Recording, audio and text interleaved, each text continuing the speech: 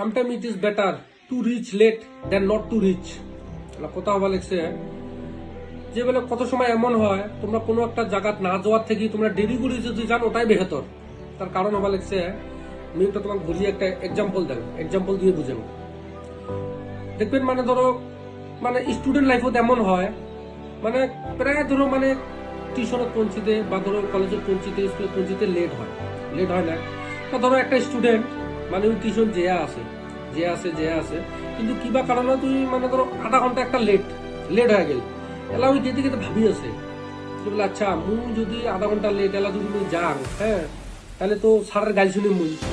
Plus sir তোমাকে বাইরেও দিবে প্লাস সাথে যেগুলি স্টুডেন্ট আছে তোমরা তো মোট হাসাহাসি করবে তাহলে এলা যদি মুই লেট করে যাং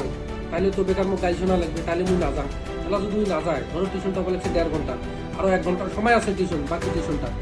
এলা উনি যদি এই আধা ঘন্টা লেট হওয়ার জন্য যদি না যায় যদি তাহলে কি হবে বাকি 1 ঘন্টা আরো লস হয়ে গেল। আর 1 ঘন্টা তুই হয়তো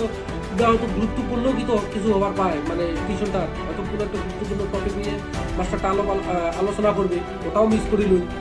তাহলে ওই ভয়তে না যায়। কিন্তু তুই মরিস তুই যাও আধা ঘন্টা লেট হোক